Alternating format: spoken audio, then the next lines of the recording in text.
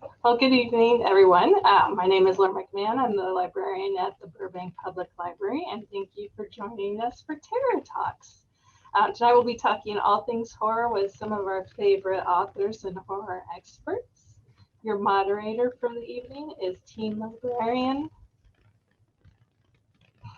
Lindsay Silvera. And let me introduce the rest of the panel. Grady Hendricks lurks in New York City, writing books about haunted IKEAs and horror store. Children possessed by Satan, one of my best friend's exorcism. Heavy metal musicians possessed by Satan in We Sold Our Souls. Or book clubs attacked by vampires and the Southern Book Club's Guide to Slaying Vampires. These books are nothing but a pack of lies. He has more lies coming out this July. They will be called the Final Girl Support Group, so watch for that title and avoid it at all costs.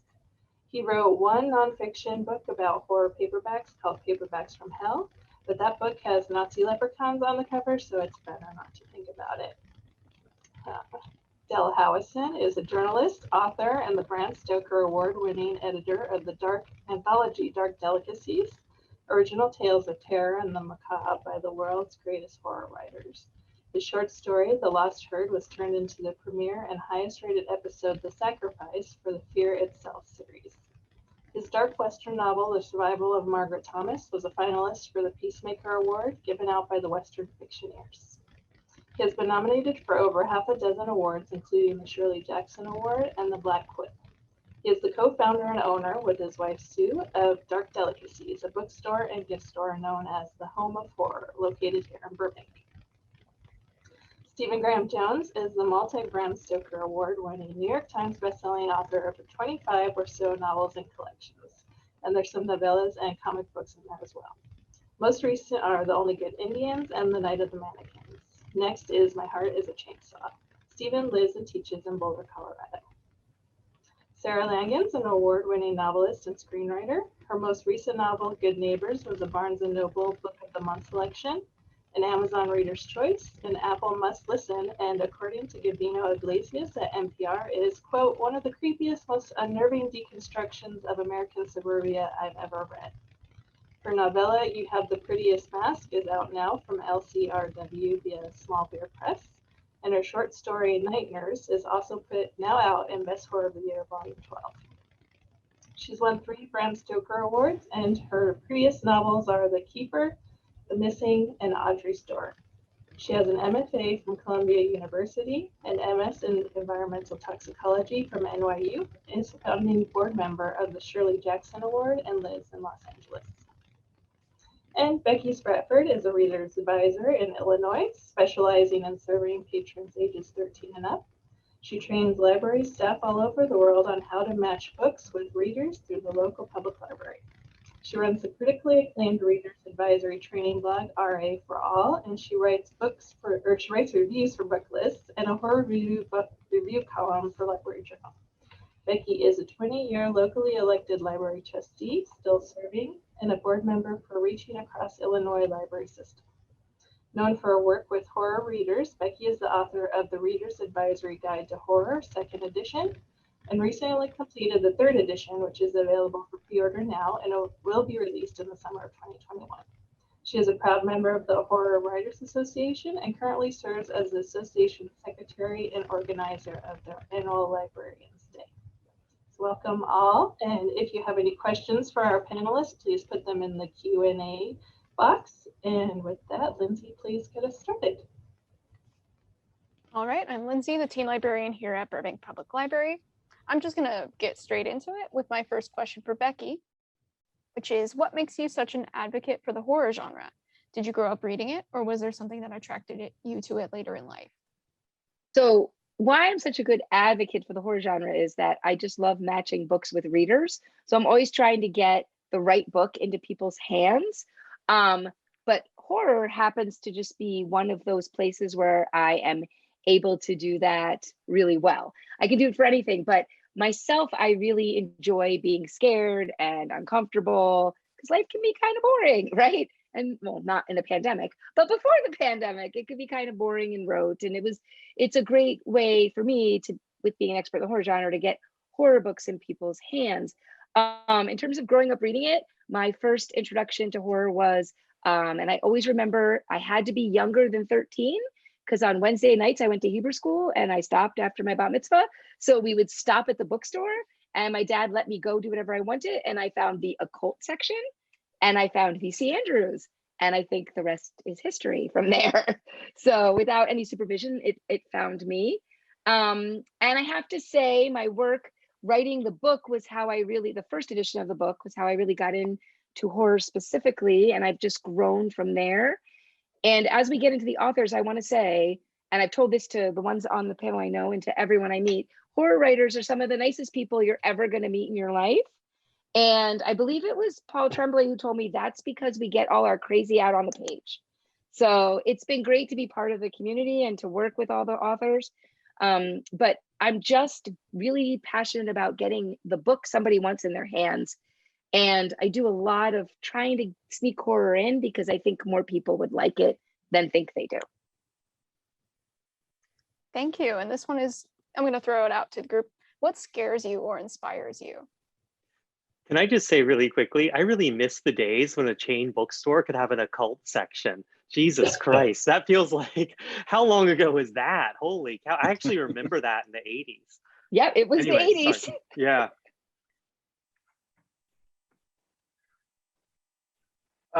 What scares me is probably just other people, really.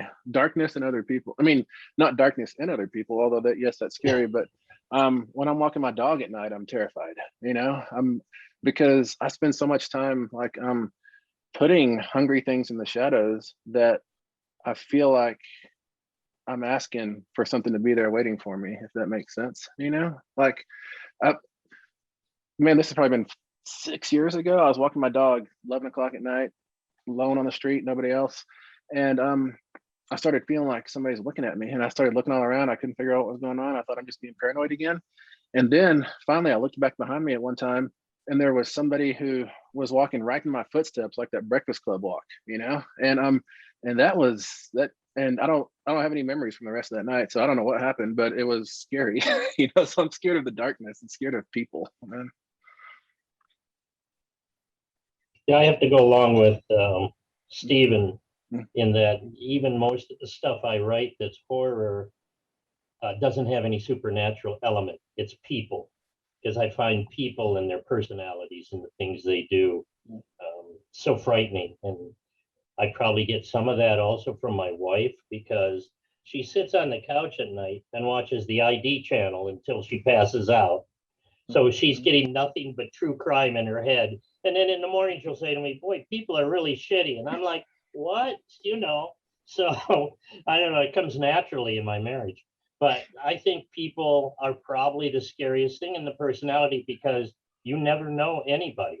And that is a frightening thing. Yeah.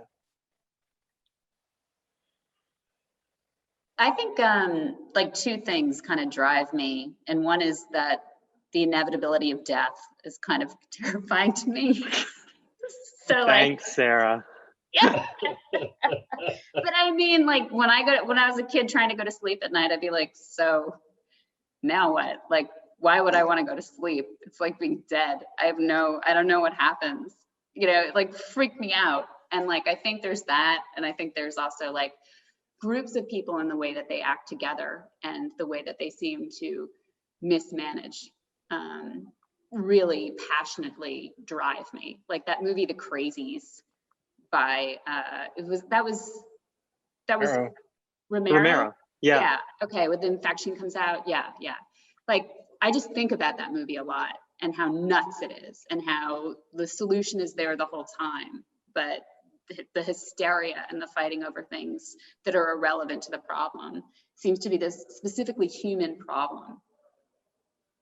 Did you notice that when all the toilet paper disappeared off the grocery shelves at the beginning of the pandemic? Yeah, people don't really scare me. Empty places scare me. Like, because I assume they're not empty and whatever's in there isn't people, but something similar to people. It's just not quite people. They don't taste like people. Like, I'm just gonna take a look here, hold on.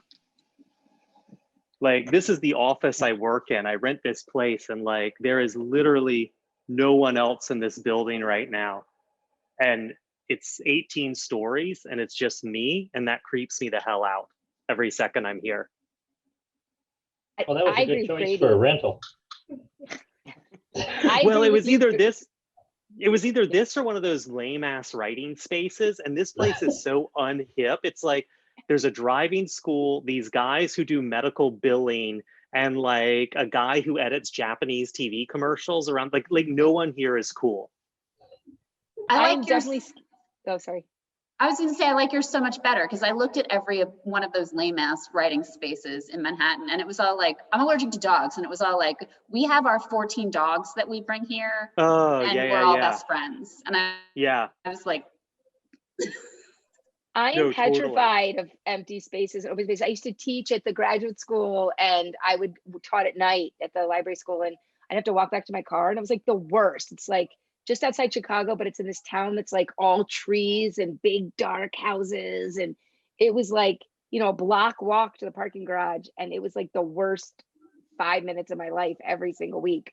But I'm also really scared, and I see this when I'm working with readers too. I'm scared of people who don't have imaginations, like people who are like, I'm only going to do this, but not just like what they read, but in anything. Like, I'm only going to live my life in this, you know, lane, and I'm never going to leave it. And that scares me for like all of us when people are like that. So, You know that empty campus, like if I wrote romance and I were walking across that campus, I'd be scared that somebody was going to pop out and look at me with steamy eyes and talk to me in a whispery voice, you know? And I don't think that'd be the same, you know?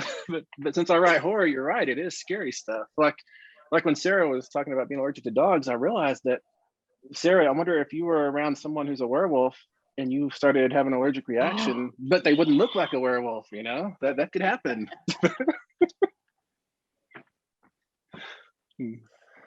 I like A couple of you have already kind of touched on the pandemic, and I do have a related question. It's definitely changed people's reading habits, whether they're looking for escape or something darker than, you know, the current reality we're in right now. Has the pandemic changed how you write, or has it made writing harder or easier for you? I don't have the pandemic in any of my writing, so I didn't do that. So in that respect, it didn't change anything for me.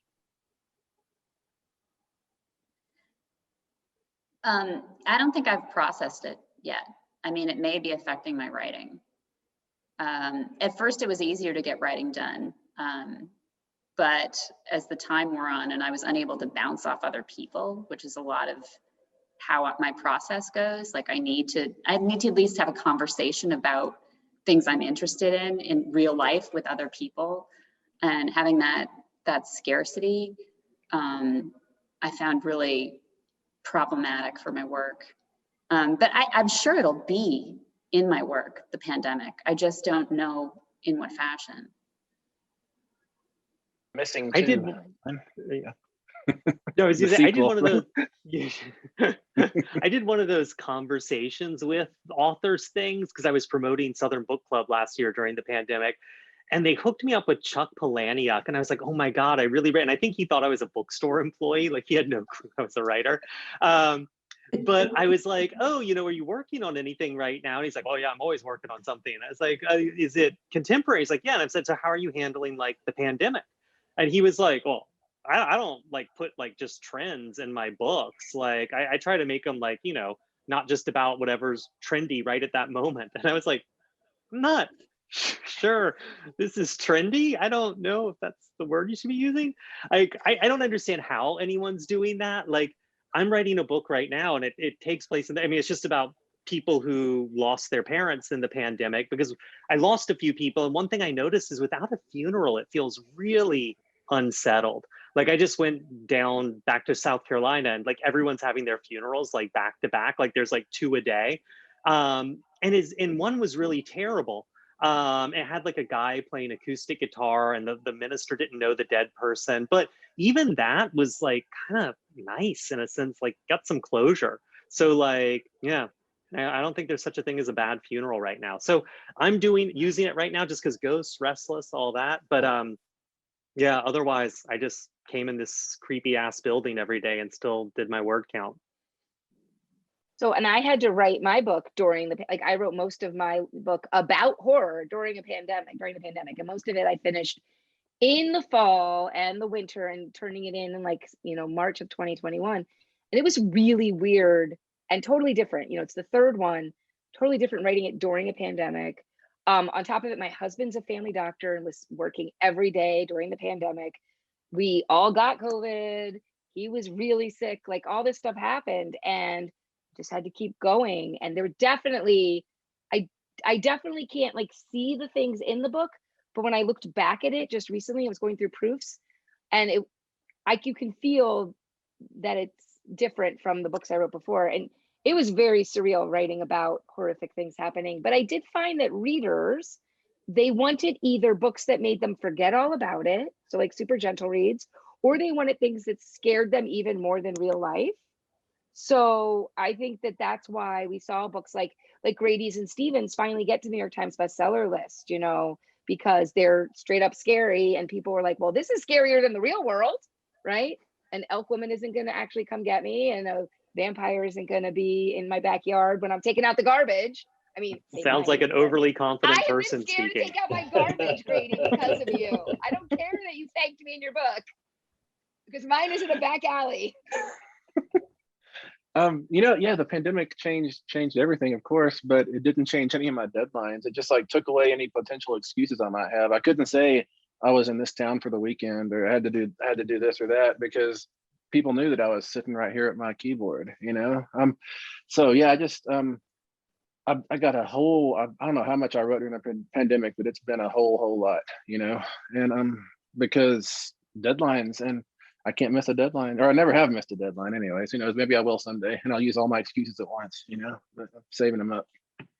Adding on to what Sarah was saying, Mhm. in the beginning of the pandemic, it did seem easy writing. Like we had all this time and it was bing, bang, boom. And then, I don't know, like Sarah, for me, it got harder the longer we went on. And as far as the writing came, it was almost like it was mandatory now, instead of I was writing in the normal rhythms that I used to write in. I also think, I'm just looking around, and not to say that I don't think people are beautiful and wonderful, but I feel like there's a real desperation to sort of edit out the last year and kind of move on real fast. Like I walk outside and everyone's drunk and horny on the streets, and like I get it, like who isn't? But it's I feel like because we write horror, we're sort of like the corpse at the banquet. Like we're the people who are like, not so fast. It's like those bodies aren't buried as deep as you think they are. So I do feel some sense of sort of a sick kind of party pooper responsibility to keep reminding people, I guess, in some weird way through what I'm writing. That sounds really depressing. No, but it's No, true. I I don't think think that's- people are processing. It's same thing here in Chicago. Like everybody's out like nothing happened. And there's a lot. Let's move on. Yeah, there's a lot that has to be processed. Like my daughter's still at college, and she finally got to go to the dining hall. And like, because they've been eating their meals to go, and my heart just breaks for her. She's like, Mom, my food was hot and on a plate. And like those are the things, like those are small things, but there's bigger ones, but there's one that's heartbreakingly small. Yeah, it's wonderful to be able to get all the ketchup you want, to be able to go back over and over for ketchup. That's the good life, And not have to. Yeah, I know that's so annoying for sure. So annoying.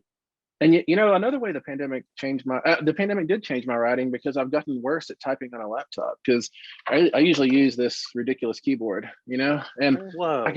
it's like telepathy. It goes through my fingers so fast, but I usually spend like half the week writing on the keyboard because I'm always flying somewhere. But since I haven't been flying anywhere, I write only on this weird keyboard. And so whenever I'm working on my laptop, it's weird. I can't do it as well anymore. Okay, another question for the whole group. What is essential in a good short horror story? And I have a feeling Dell has, something to say here too. Well, as an editor, I look for different things than I try to bring out as a writer. So you don't have time to do anything in a short story. You better grab it at the beginning and you better run with it. and then come to your resolution. And I think what the biggest thing I find as an editor that people do wrong is they send me work that are incidents instead of stories.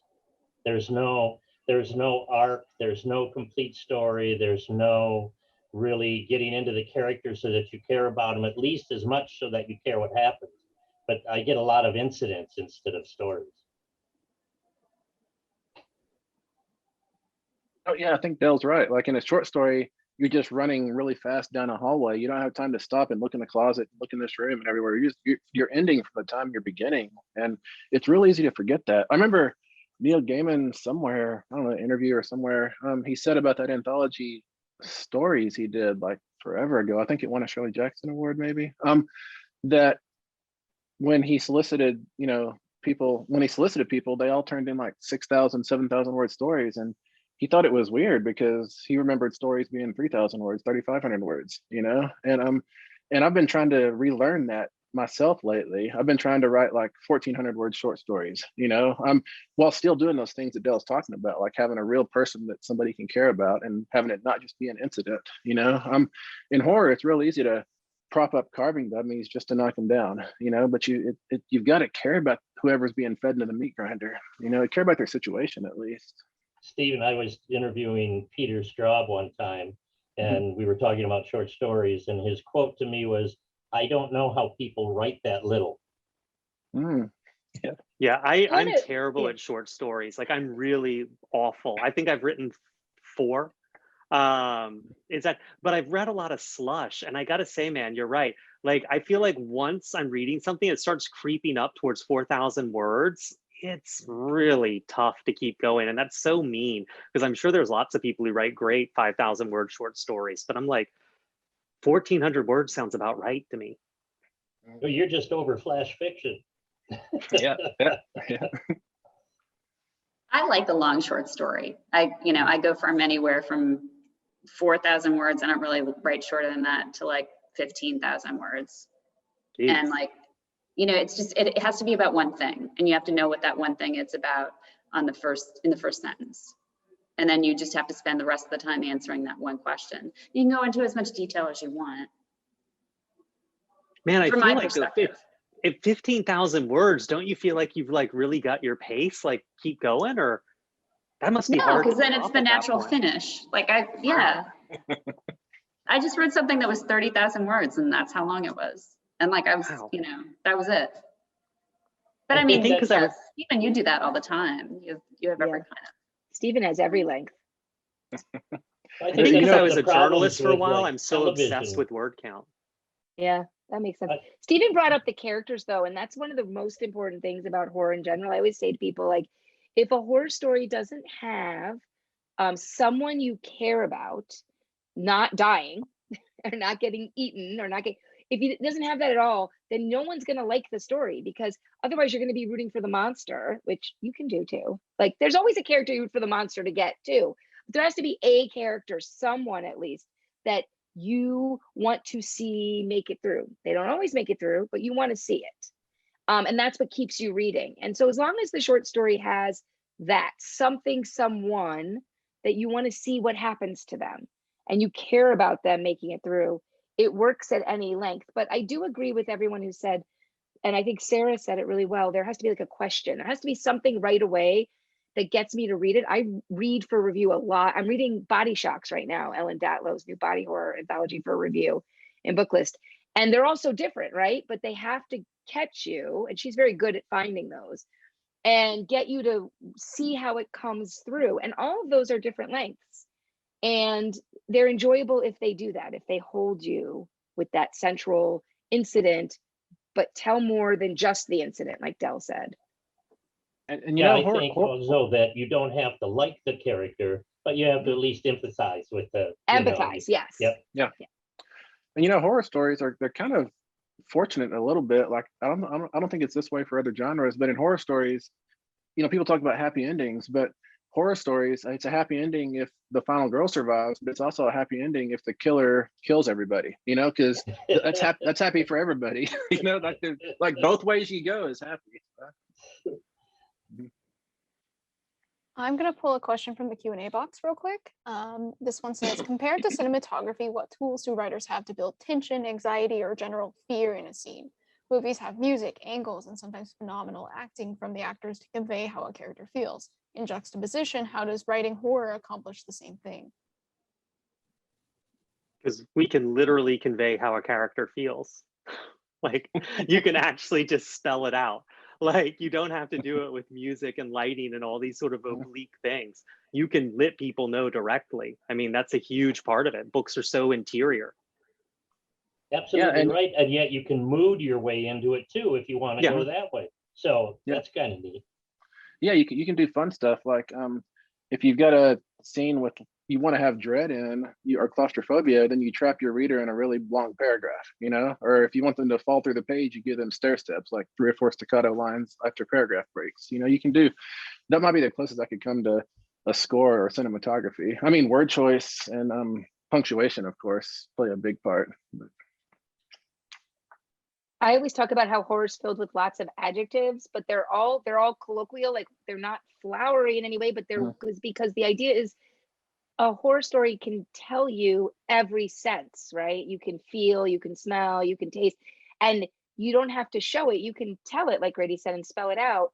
And what I like about that with as a reader too, but when writers do it, is like it's as much as you want out of it too, right? Like you can read faster if it's too much, or you can read slower if you want to pull it out. And so authors have to be aware, and they are aware that readers are doing that, but the best authors leave enough there that the readers can make that picture themselves. It's why I like the books better than movies, because in the movies, everything you're saying, it's the director telling me what the story should be and how it should feel to me. But when I'm reading, it's all about how I want those words to feel to me too. The reader has a lot more at play than in a movie, I think. That's why I like books more. And there's fewer fingers in the pie. I mean, as a writer, you're writing it and it's cohesive with one voice from the author, whereas the screenwriter writes it and the editor edits it and the director directs, and pretty soon there's all these fingers in the pie, which may change what the writer had in mind to begin with. Yeah, you know, I think book editors, and you probably know this, Dell, like an editor will tell a writer, you should make this change, you should fix this scene or whatever, and the writer might say, it's already working pretty good, I'm gonna stick. And the editor will say, well, you can crash and burn if you want. You know, I think we as prose fiction writers are allowed to crash and burn and ruin our careers if we want to, more than screenwriters are, you know, because there's more money in the balance for screenwriters, I feel like. Yeah, it's funny. I did a writer's room thing once for a TV show, and it was really cool. And I'd never been around other writers like while they were actually writing. But one of the things I really hated about it was you couldn't really sit with anything. Like if you had a problem, someone had a solution. And one of the really nice things about writing a book is you could just sit with something and like write it and rewrite it and leave it alone and come until you figure out something that works. And it's usually great once you get it, but it takes time. And it's usually in the shower. That's exactly what I've noticed about screen work is it's like, and I'm like, I don't work like that. I really appreciate your input. Like, I don't know how to like even incorporate these ideas that people shoot at you when it's like you're doing this long arc of a story and you just need to sit and think about it. You really don't need the rando ideas. Yeah. And you know, I find myself, No, go go ahead. Grady. No, I was going to jump. I was going to say, you know, Becky was talking about word choice, and yeah, she's definitely right. However, one thing to watch for with horror writing is if you ever catch yourself saying spooky or eerie or any of that stuff, then that's like a failure because it means you didn't make the scene spooky. You know, I always think back to, I don't know if y'all watch Ned's Declassified. My kids watched it, and I would have watched it without them because it was so good. But there's a scene where they go into a warehouse, and it's all, you know, spooky and everything. And then finally, one of the characters finds the switch to go from off to on, and it's a spooky switch, you know. And I always think that you should have that spooky switch on, but you shouldn't have to say spooky ever. You know, I think if you do, then if you're not doing it ironically, then it could be that something's a myth. Something's a myth. I don't want to say categorically that's wrong, but it's dangerous anyways. I think you don't really have to worry about a scary scene like if you've done it right, just to piggyback off that, because if it's situational and you know what the character wants and you know what they're walking into, the work is already done for you. You really just need to be caring about the character and know them well. Yeah. Although since we're talking about word choice, can I just say, I'm in the middle of a book right now. Holy crap. Do I use the word just every other sentence? Oh my God. And I actually I said something about this once, and I do it in all my books and it's awful. And my sister's one of my sisters who are always so helpful was like, oh, that's because you feel like you shouldn't be writing these books and you have no leg to stand on and you're apologizing for them on the page. And it's really just you displaying your insecurities for everyone and they know it. And I was like, Jesus Christ. Fine, man. Yeah, I could write a whole novel with just and to and though. Those are the 3 words I need, and I can do a whole book. Me, it's just and. Jesus Christ. And is I use it at the beginning of sentences, in the middle, at the end. I said to one of my editors, do I have a writing style? And she said, yes, stop it. When I do, so some of my reviews that I write are just single reviews and some are in columns. And so it's 8 at a time. And I try to read the books in a similar time, but I have to write the reviews at the same time for that exact reason, because there's only so many ways to describe how the book is scary, why somebody's read it. And if I don't do them all at once, they're going to end up on the page together in Library Journal and all have the same adjectives. So I just have to so my kids are always like, why are you writing this entire column in 1 day or 2 days when it's due? Because if I don't, I'll use all the same words if I write it over the month. So yeah, I do the same thing. Got another question from the chat I'm going to use right now. Not the chat, the Q&A box. You know what I meant. So since it seems that hell is other people and terror is empty spaces, do you feel it's an act of bravery or innate compulsion, or both, or neither, to explore these and other horrific aspects of our existence? And how do you feel when you go there? Is it cathartic? Sorry, that's 2 questions. A little too far there. It doesn't feel cathartic. It feels like I'm just giving my nightmares more delineation, I write about what I'm pissed off about usually. So yeah, I think it does feel very cathartic. Yeah, I don't know if it feels cathartic. I'm a little more with Stephen that it's sort of nice to define them and find new things to be scared of. But I also want to say it's not therapy, man. This is how I pay my mortgage. I don't write because I have to. I do. I mean, I write. I'm 48. I have no other skills. If this doesn't work out, I'm screwed. It's too late for law school. But this is how I make my living, and writing horror is what seems to be the sweet spot for me. So it's not like someone's holding a gun to my head. I'm lucky, but this is what I do. This is my job. I come in and I sit here and figure out what it must feel like to have your arm cut off with a radial saw, which is fun.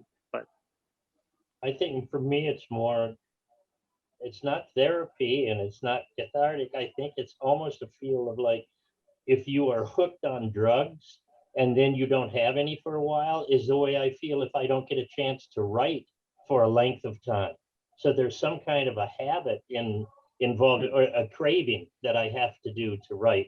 But I don't think it's therapy. I think it's survival. Yeah, I feel like that too. Yeah, I get irritable if I'm not. And I don't know if it's because I feel like I'm not doing my job and I'm slacking, or I don't know what it is, but I get super irritable.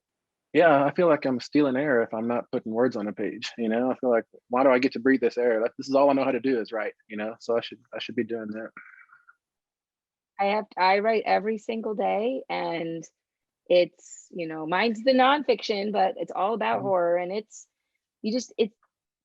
kind of like Grady, it's my job. I'm too about Grady's age, it's too late to do something else is what they're paying me to do, and I love doing it. But yeah. Actually, can I ask a personal question, Sarah? Because I know you didn't, I don't know if you weren't writing for a while, but I know you weren't publishing for a while. Did that make you antsy or irritable or anything? Or was it Are you kidding? No, I'm really genuinely curious. I'm not trying to put you on the spot. I just No, you're not at all. My publisher dropped me. So then I was like, and they all got in my business about my third book, Audrey's Story. It was like, it was a rough ride. And then I had the 2 girls. So I spent 5 years writing clinic, working on it every single day. Like I wasn't, holy shit. and then it didn't sell. I told you that, right? You No, it did was tell me that, horrible. and I forgot that about Audrey's Door. Yeah. Yeah, and then I published I know. probably like 20 or 30 short stories in that time, but like they knew me as a novelist. So I'd like go out to a convention and people be like, so you quit because you had babies?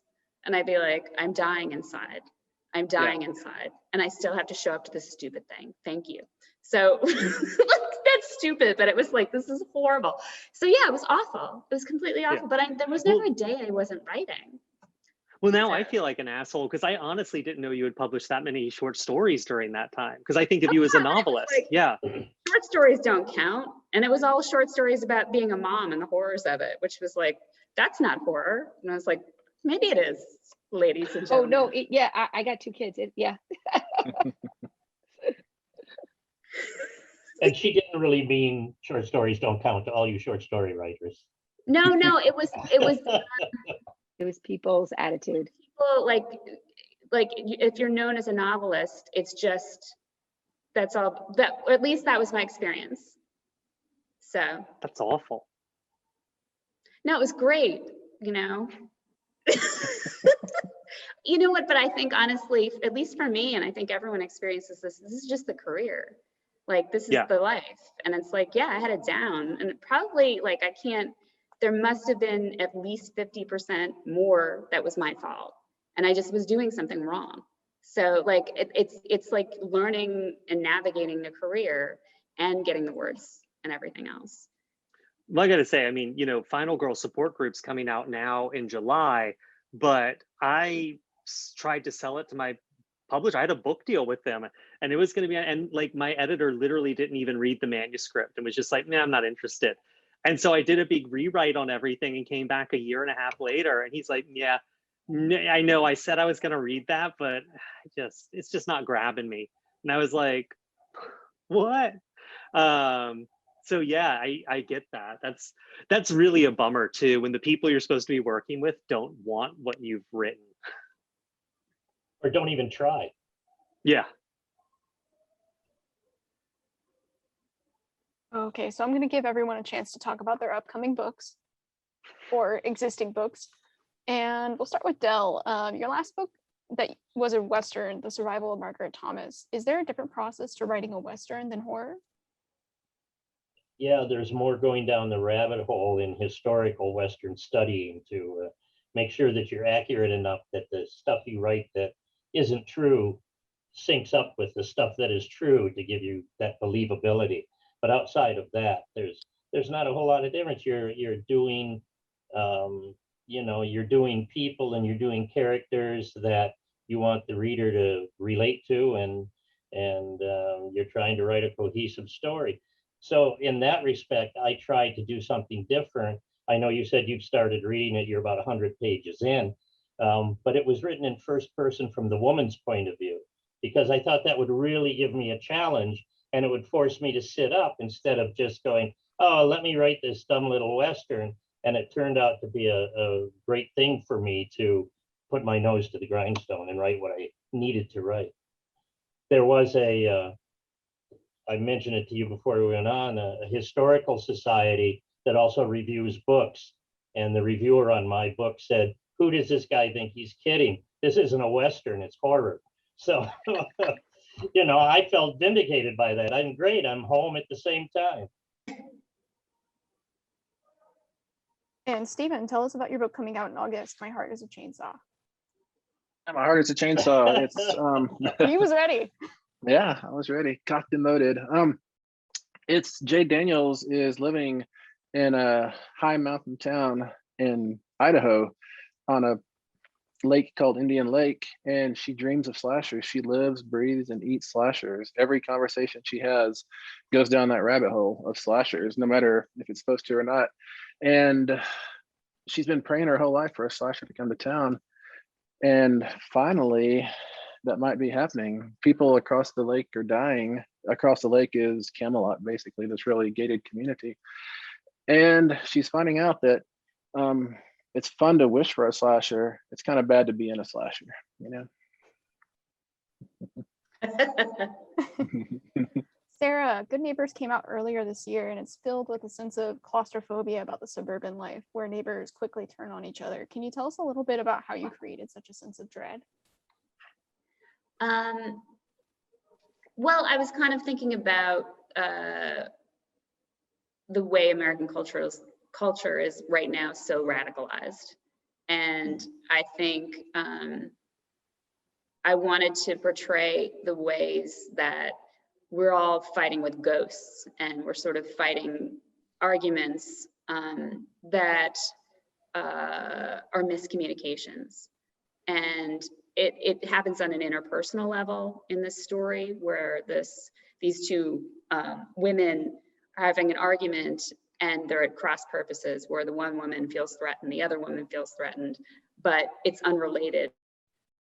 It's phantoms. But it's also on a cultural level that I was trying to speak to, the way that we become so radicalized, and the way that everything we talk about suddenly comes down to politics, and like specifically liberals and Democrats in this psychotic way, this binary that I don't understand, and I don't understand why it's constantly applied in that way.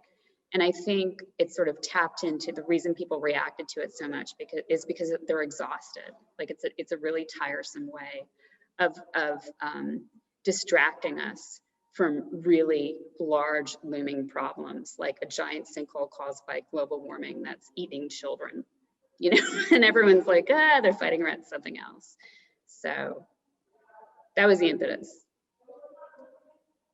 Now it's Grady's turn. Your book, The Final Girl Support Group, comes out next month. Can you tell us a little bit about it?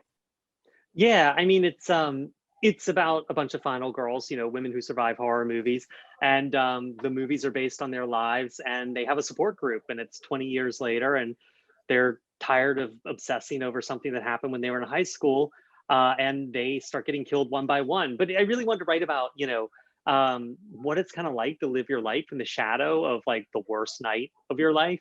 And I wanted to take sort of final girls seriously, you know.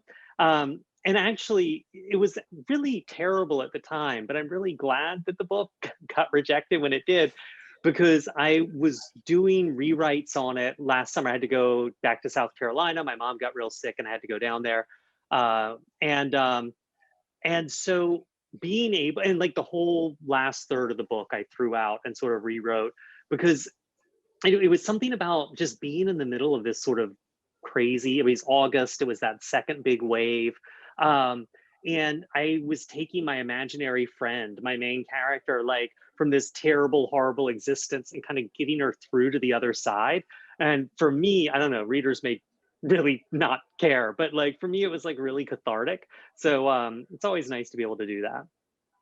I can totally see that, Grady, having read and reviewed the book. I just gave it a star in Library Journal, because there's like that road trip toward the end of the book where she's like finding sort of her reason to keep going outside of her identity as this final girl who's sort of That's exposed. me and my mom's all orange guest bedroom on this tiny card table typing. That and I do have to say about Stephen and Grady's books both, which I gave both of them stars. I love how they both are about final girls, and they're both about imperfect final girls, which I feel like are the right kind of final girl we need now in this millennium, you know, instead of the final girls we all grew up with. But also they're completely different ways of looking at it too. Like I was telling this, I think I was telling this to Grady one day, we were talking about it.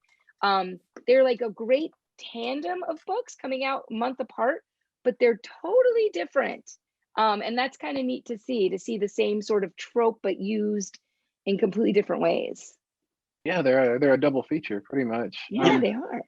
And but yeah, I totally, the final girl, she's become such an ideal that no one can possibly match up, you know. And so I do think it's not time to take her down, it's time to build her up, but build her up such that someone can actually be a final girl, you know, like a real person, right? Because they're definitely flawed girls, but they're also strong and tough and save the day in some way. Can I just say something real quick? Sarah, like, I feel really dumb. I totally didn't get the metaphor in your book when I read it. Like, I really liked it, but you're like, oh, it's everyone's ignoring this giant sinkhole caused by global warming that's eating children. And I'm like, oh shit, right. like when you say it that way, it's super on the nose, but I didn't even, I like the book a ton, but I didn't like ever think that in my head. So now I feel dumb. I had the same revelation, so we're in the same boat there. Okay, good. I'm like, glad I'm not the only one. I don't know if I saw the metaphor, but I never see metaphors. You know, I'm always like, I don't know. I pay attention to all the wrong things. Yeah, so am I think. Yeah. Okay, that shocks me that you say that, Stephen, because there's so many metaphors in your book. That's what, you know, my editor, Joe Monty, I write books and he tells me, oh, this, like with My Heart is a Chainsaw, he tells me it's about gentrification. And I'm like tabbing over, like, what is gentrification? You know, because I don't know. Like, I don't know. I mean, other people tell me what stuff is about. I never know what stuff is about, you know. About gentrification. All the rich people come to the other side of the lake and take it over. Yeah. That was my first thought when I read the summary of the book too. I'm like, that's about gentrification. Okay, another question for Del real quick. It's actually two questions. How long has Dark Delicacies been around, and what's your vision for the future of Dark Delicacies? 27 years in retirement someday. that's pretty, yeah, we started 1994. And I think the most surprising thing about the store is that when we started, all these things we have in the store to sell now didn't exist. I mean, when I was growing, the number one thing I hear is, I wish we had this when I was a kid, or I wish we had this when I was a teenager, or whatever it is. And we started out by doing like a table at a Comic-Con or something like that. And then we'd look for horror stuff. So there wasn't anything. And we opened the first store with our own collection and $5,000 and found a little storefront. And it went from there over the period of 3 decades. Wow. Nice. And 27 years. So this is a year Pennywise should come back, isn't it? Isn't it? Yeah. Pennywise is coming back as a cicada.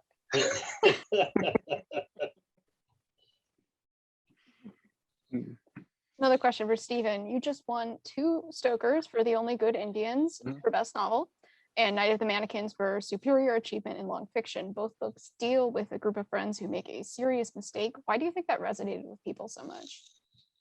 I think it's because we want to subscribe to a world in which wrong is punished. You know, I think for the past, I don't know, 4 or 5 years, we've been seeing people on the news and like just doing terrible stuff and saying stuff that's not true, walking away with impunity. You know, they don't catch the consequences that we think they should catch. And so a story which has bad actors get their comeuppance is probably going to resonate with people who are not finding that in their daily life, I suspect. And Sarah, do you get along with your neighbors? We were curious. Good. And a little concerned. Yes. Yeah. My next door neighbors were like, what do you mean a book called Good Neighbors? And like on both sides. And during COVID, we used to have like cocktails in our driveways and we'd all meet like in our separate and like drink cocktails and shout to each other. And they're like, what is this book about? Like, what do you mean? Have any of them read it? Yeah, they've all read it. Oh. And in my local Laurel Canyon book club, we did we Zoomed and I was their first book club and it was really fun. And but my hometown of Garden City, I don't know, like, and that's where I'm now. I'm back home for the week, so I don't know. Sarah, because that's where the book is set. I had the problem when my kids were young that people on my street would find out that I wrote horror and they'd look at one of my books and they'd read the first like 20 pages. And then the next time they brought their kids over for a play date, they would be sure to stand in the doorway for like the whole play date because they didn't trust me anymore with their kids, you know? Did you ever have that? Yeah. I get Really? that a fair amount. I get questions and concern, and I always am very sure to say, like, you know, this is the media we allow. I will always ask you first, da da da da da da da da. You know, our kids talk like this because we're horror writers. It doesn't mean, you know, when they make, you know, cadaver jokes that, you know, it's just harmless. It's funny. Yeah. Oh, those harmless cadaver jokes. They are, you know, but some people Steven, don't think so. I would get those looks too, you know, like people are like, oh, what do you do? You're a librarian. Oh, and then like, okay, she's a librarian. You know, the other moms would be like, fine, you know, I'd be rushing there for pickup. And then they'd be like Halloween and they'd like see an interview with me in the Chicago Tribune, or like I used to do stuff on public radio every Halloween. And they'd be like, we didn't know you were so scary. And I'm like, still me, me. And it would like freak people out. Why didn't you tell us that? I was like, I didn't know I had to tell you. I don't really know you. You know, I was over at one of my kids' friends' parents' house, and the kids were playing, and I'm over there, and for some reason I had to check my email on this their laptop, which was right there on the kitchen counter. So I tabbed over and opened a new thing, and one of the parents like kind of rushed over quietly and said, like whispering so nobody else would hear in the room, like, don't look at any porn because that's my work computer. And I'm like, yeah, that's what horror writers do. You know, that's who we are. You know? Like in public, like while your kids are playing. Seriously. I actually did an essay for a book that the Horror Writers put out, and it was for a bunch of academic, I did the afterword, couldn't remember the word. And I did the afterword for this book the Horror Writers put out of academic essays. And I did a story on my way to StokerCon, actually the one where I got to give Grady his Stoker Award in Providence. And I was on the way on the plane, and the woman next to me was reading this like nonfiction book that was really popular with book clubs. And so I looked at her, and it was this older couple, and I was like, oh, are you know, I'm a librarian. I know about that book. I'm leading a book club on it in a month. And she started talking to me all about it. It was really great. And she loved talking to me. And then like, she stopped talking to me. I was doing my own thing. And she turns to me right as we're landing, and she goes, and I wrote about this in the afterward. She said, and why are you going to Providence? And I said, oh, I'm there for the Stoker Awards. For the StokerCon, I'm running Librarians Day, blah, blah, all these things. And she looked at me and she went, oh, and that was it. She wouldn't talk to me. She gave me a dirty look. I was dead to her, and it was over. But I was her friend, you know, 20 minutes before. So yeah, it happens. And Grady, we saw that My Best Friend's Exorcism is being adapted for film. What scene are you most looking forward to seeing on screen? Honestly, I don't know. You know, I sort of wrote that book not to be filmable because there's a lot of like animal violence in it. It's the same with Horror Store. Like I was like, fuck movies, man. I'm gonna make the whole end of this movie rats and water because no one will ever film it. And now I'm having to write the screenplay for it. And I'm like, whoever wrote this book sucks. But with Best Friend's Exorcism, I got to say, what I really want to see is, well, I want to see what they do with the tapeworm. That's sort of a gimme. I feel like that's low-hanging fruit. But what I really want to see is if they can pull off the ending. Because I feel like for a lot of readers, they really like that ending.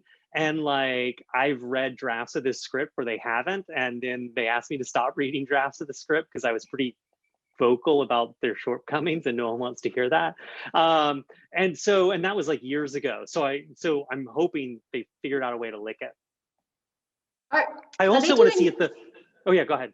Are they doing Southern Book Club too? Are they adapting that? Well, supposedly it's going to be for TV, for Amazon, but we'll see what happens. I mean, you know, this stuff, like you get the option money and you never hear from them again. But the other thing I was going to say is two things I want to know with the movie is if the darn Go-Go's will actually license We Got the Beat to them because they wouldn't for the book. And also if Bonnie Tyler will license Total Eclipse of the Heart because she absolutely wouldn't for the book. Madonna, super easy to deal with. Bonnie Tyler?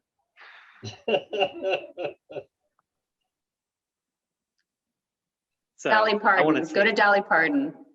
Yeah. She's oh my always God. like. friend of mine is dating one of Dolly Parton's cousins, and she's never met Dolly, but apparently all the cousins are on a list at Dollywood. And if you come to Dollywood, they'll call Dolly and she'll come and say hello if any of her cousins show up. I'm like, I'm going. She's the best person in the world. You have to Have you meet met Dolly her? Parton. You've met her? No, I Oh. want to. I know. Did you ever see the thing she used to have, the Dixie Stampede, which was her medieval times dinner experience? Oh my God. So there was one in Myrtle Beach, South Carolina, and I think there was one in Pigeon Forge where There is Dollywood one in was. Pigeon Forge. Yeah. And so it used to be, because I was shooting a documentary on the Confederate flag back in the late 90s. And so we were shooting it because it was like medieval times, but they divide it into Union and Confederate sides, the dining room. And then they determined who was the victor by an ostrich race. And frickin' dudes would race ostriches down the middle of this dining room dressed as Union and Confederate soldiers. And then Dolly was like, she was like, this isn't cool. This is not, we don't want to do this kind of, so then she turned it into pirates, I think, two different ships of pirates. And I Yeah, don't know you what happened can't to the keep that ostriches. going, but. Yeah. No, they tear down all your statues and then you can't put on the show. Yeah. But I was just like, an ostrich race, holy crap. Something I never thought I'd see in my life. Outside of Joust, anyways, man. Swiss Family Robinson. Well, and there was a period where people were trying to promote ostriches as like a new farming Yes, meat, a new meat. Yeah. Yeah, exactly. And so I'm always wondering, like, the ostriches that can't race anymore, what happens to them at Dixie Stampede? Mom, this drumstick's enormous.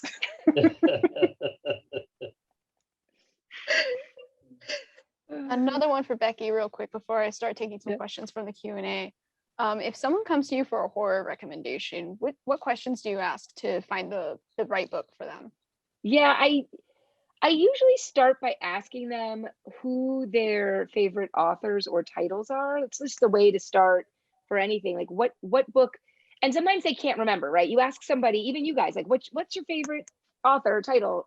I don't know, because there's so many. So I just blank out. So I do things, like, so a better way to do it is tell me one of the scariest things you ever saw or read. And so I get a sense of what they're looking for, right? So, a lot of people, when you say that, they try to remember like they always remember like the first scary book they read. And these people my age are always like, Pet Sematary. That book was so scary. And so it's just a good way to get the conversation started. So I have a lot of, I call them conversation starters. So what's the scariest book you ever read? I also say, like, what's the most fun you ever read reading a horror book, which isn't always Grady as the answer, because for some people, some people pick funny books, but they pick, like, sometimes they have fun being scared. Like when you ask me that, you start to see how dark I am very quickly, because I say The Ruins by Scott Smith. And if you know that book, it's the ending that was the most fun to me. And it's really dark, and I'm not going to give it away, even though it's like 20 years old at this point, but it's super dark. And, but I loved it. It was just, to me, it's just like the most fun I've ever had reading a horror book. It's not the same as the best, right? And then with horror readers, it's often good to ask about other media. Like, is there a TV show or a movie you really liked? And sometimes, they'll say something like, well, I saw Lovecraft Country, right, on HBO. And you can tell them, well, the book is very different. It's like the same idea, but the women aren't as much at the forefront. And you can have a conversation about what they liked about it. And sometimes when they've seen it on the screen, they're a little better at talking about it. So that's what I do. And then I have to start figuring out, what author would be good for them. The trick is to always give them more than one too. As you know, Lindsay, you don't want to send people home with one book and they start it and they hate it. So I just tell people, they're prepaid at the library, not free. They're prepaid because you paid for them. When we tell them they're free, it's, I'm reminding you all who are City of Burbank patrons, you've already paid for those books, so go check them out. So taking out more than one and letting them try different authors, and going back to short stories, that's why short story collections work really well too, especially anthologies. Anthologies are great because you can try a bunch of different authors. That's how a lot of my patrons found Stephen at first, because he has tons of short stories. And he was in a lot of the Ellen Datlow collections, and we always got those. So that's another good way too. Yeah, at the bookstore, we one of my things is the short story.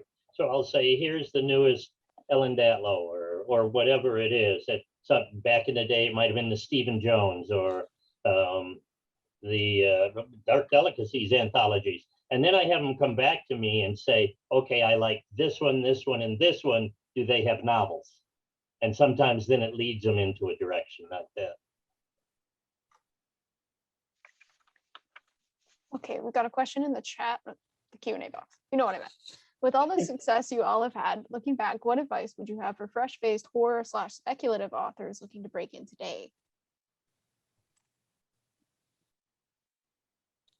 Oh, I guess I would say it's a common advice, but don't chase the fad, because things take so long to find their way to the shelf that if you want to write about vampires because vampires are hot, then you're going to miss that by 2 or 3 years probably, you know.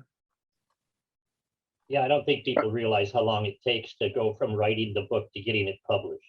Mm-hmm. I kind of feel like, you know, I've done a few writing workshops, not many. And one of the things I always like to know at the beginning is why people are writing. Like some people are writing because they want to sell. They want to sell books. And some people are writing because they really want to express themselves or some idea they've got or something. Some people really want to tell one very specific story.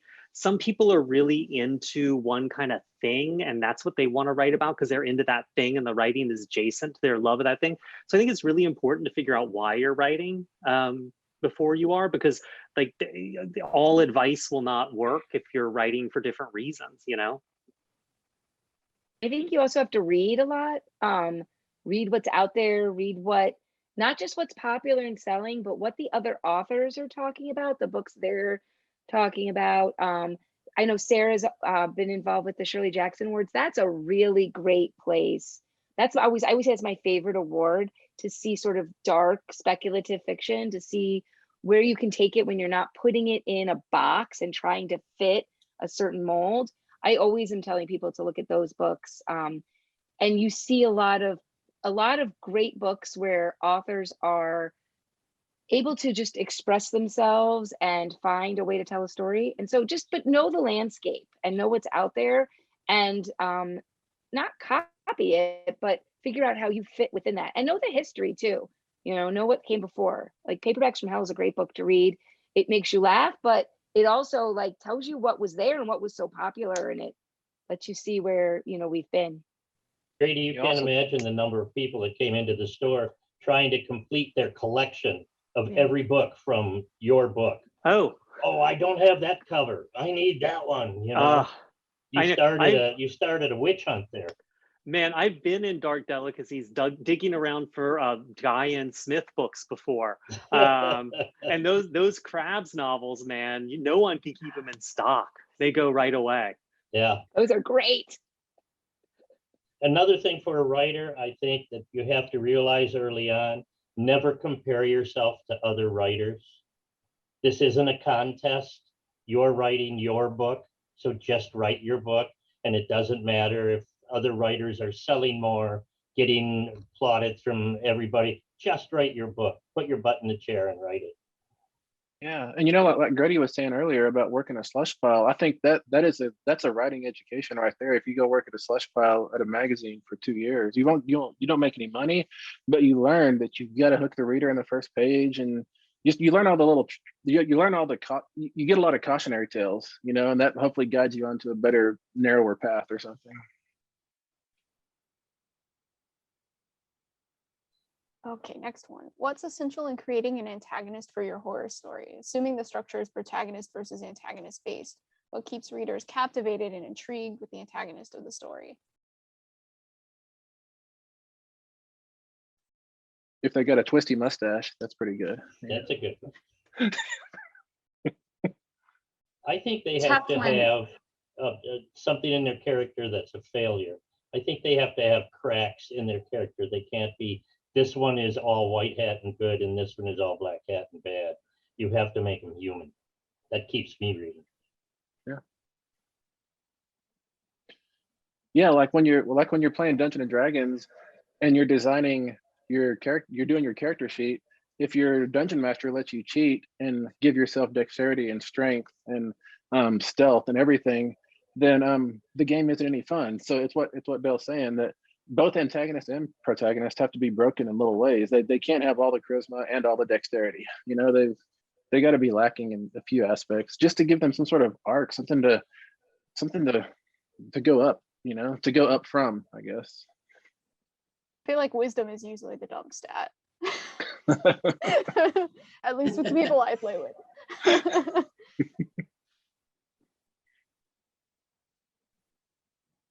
Did everyone who wanted to chime in on that one chime in? Okay. One more. Writing process query. Do you outline your books or more free form? I do all free form except my most recent, because my publisher was like, how are you going to end this? Tell us. And I was like, so I gave them an outline, and it was actually fun. I actually enjoyed it. And now I'm like, oh, I guess I just know what I'm going to write today, which is nice. Did you follow it? Stop. It was there. That was a step, okay? I turned it in. I'm a pantser. I'm a freeform too. The last book, the one I'm working on right now, though, I outlined backwards. So I would write the chapter and then I would write the outline of that chapter, because I had 4 separate storylines and I would get confused if I didn't do that. So I outlined, but it wasn't really an outline because it was like after the fact. Yeah, You wrote. I usually start and I've got a really good idea of what I'm doing, and then it all falls apart in the middle, and then I write outlines and then I restart, and then like it's just a mess. Whatever I do, it's a mess. Yeah, I just take off from the first sentence and see what's going to happen the whole way through. But then I think I use that first draft as an outline to go through on revision, rebuild it, you know? The worst is when you like the first draft, you're like, I'll keep that first 100 pages. Then Yeah. Or you get towards the end of that first, you're rereading the end of the first draft, and it's like, then she went here, then she sat down, she opened a door. It's just all this like literal moving a character around. You're like, fuck this person, who wrote this garbage? that was like your word count day. You could like tell your word count days. Exactly. She Although looked I'm like back at him again. Although I'm like super religious about word count, man. Like I like write it down every day. I've got stupid calendars over there. I've been tracking it for years. I don't know why. It's like superstitious. That's a good question, though. Does everybody have some sort of writing superstition that you think like that? Like Grady, you don't know why you keep track of that anymore because it's really not necessary. But yeah, but I feel like the day I don't, I've screwed up. I've like completely wrecked. I've just failed. So yeah, I have to. Compulsive. I must go forth every night and kill. It's a compulsion. This is cramping my schedule. I don't think I have any. I can't think of any superstitions or rituals. Let me think. I can't think of any, but I'm always so afraid of rituals and superstitions as pertains to writing, because I always think it's so easy for those to shade over into excuses not to write, you know, and I don't want to ever stock myself with excuses. So maybe I'm just blind to my own rituals. I don't know. I always feel like you have to have like a ritualistic blood shedding when you're writing something, because I always like whenever you're working on something, I see your Twitter feed fill up with these photos of your own injuries. Oh yeah, it's like you go extra, like on the harder trail on your bike, just so you can get, you know, something happen. I ruined one of my keyboards from bleeding on it once, and it wasn't from anything cool. I was at my son's, like he was 5 years old. I was at a birthday party that his friend was having at a trampoline place, and they had a big rope in the middle. And so I proved to all the other dads that I could climb that rope, and I made it to the top and I waved at him, and then I slid down and it took all the skin off my hands. And then I was trying to write and just bled. It ruined the whole keyboard. I should have saved it for something. How much blood does it take to ruin a keyboard? Well, it was bleeding pretty freely and I couldn't stop writing.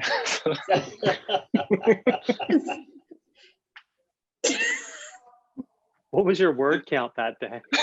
I don't know.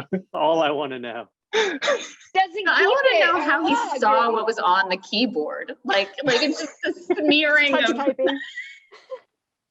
Actually, Steven, will you hold up that weird like space age keyboard you use again? What is that thing? Holy cow. It's a Kinesis Advantage 2. Let me hold it the right way. Yeah, it's wow. super cool.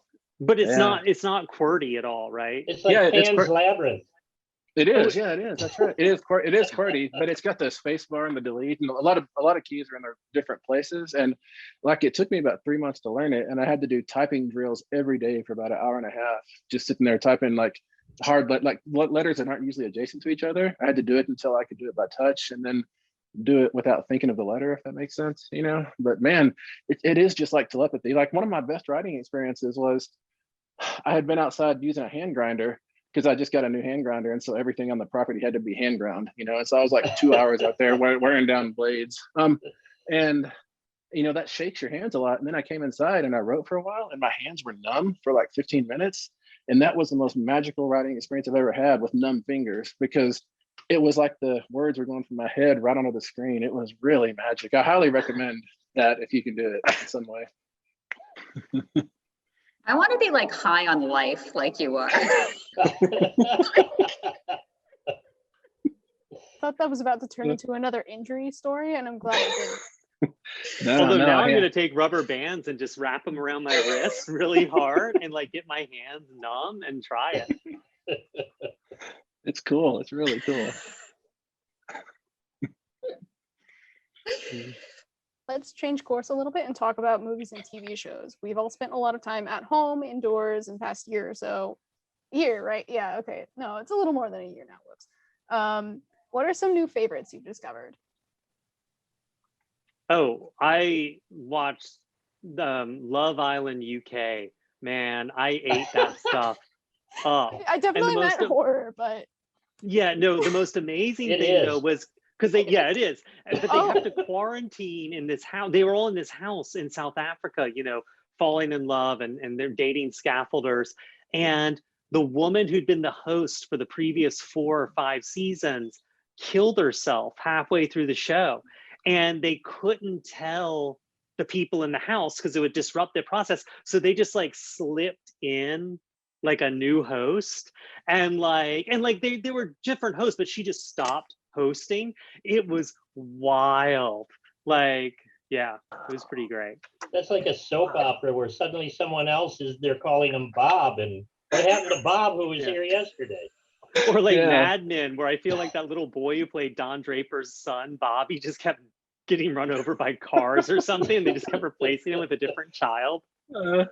Or it's like when Coy and Vance replaced Bo and Luke on Dukes of Hazzard, and I thought the world was broken, you know? Yeah.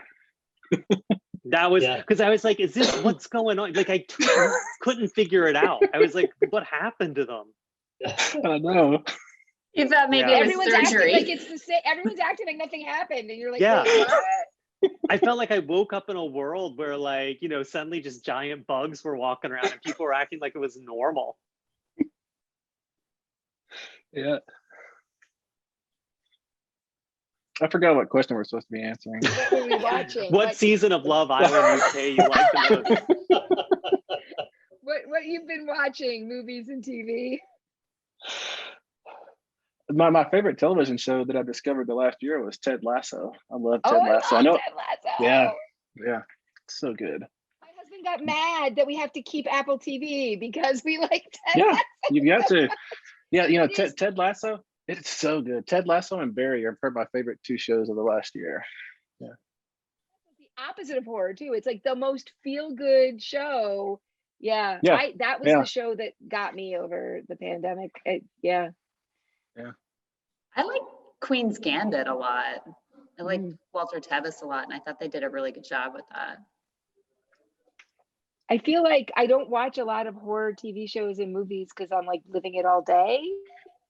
I mean, there's some. I know Steven watches a lot of movies, and I do watch older movies, and I watched Lovecraft Country for a series of things I did for it. But I feel like I go a little bit lighter in the video form. So like I started rewatching Gravity Falls again, which is technically Oh, for yes. kids, But like I Yeah. watched it with my kids when it first came out, and they're like gone now. So Mhm, mhm. and, yeah, but I think as an adult without the kids in the room, it's like cosmic Scooby-Doo, I guess is kind of how you would Yeah. say.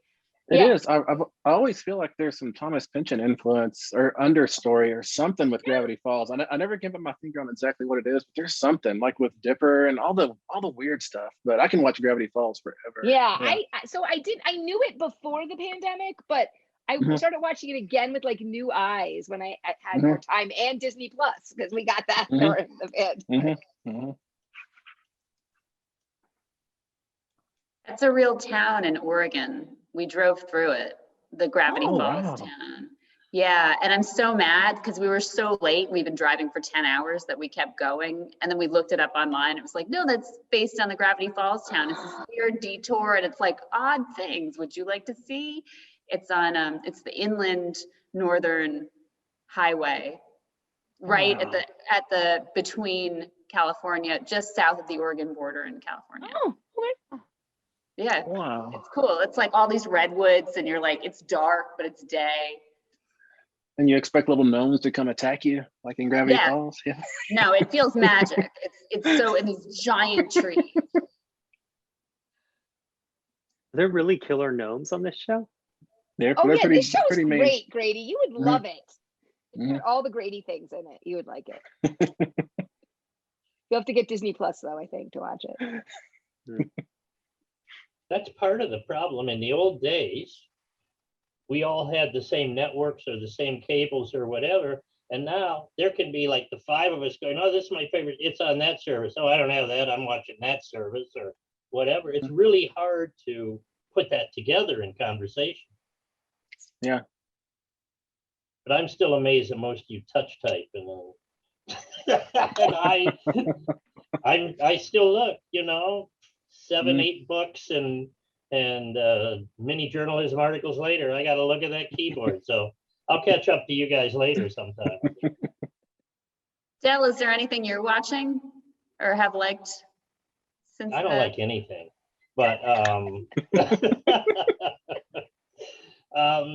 no, if I get up in the middle of the night, sometimes there's something on the ID channel that I get. True crime. Wake up and go to bed.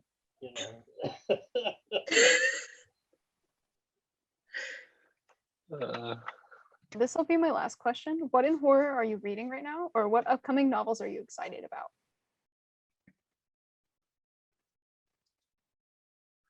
I think didn't The Maidens come out just today or yesterday? I just got that book. I want to read The Maidens. It looks pretty hot. I'm putting together the Final Girls show, so I'm reading mostly stuff like this that's like out of print about serial killers who burn people to death, or the truly amazingly terrible Rockabye Baby. But I did just read Oyinkan Braithwaite's My Sister the Serial Killer, which is I love really, that really book. good.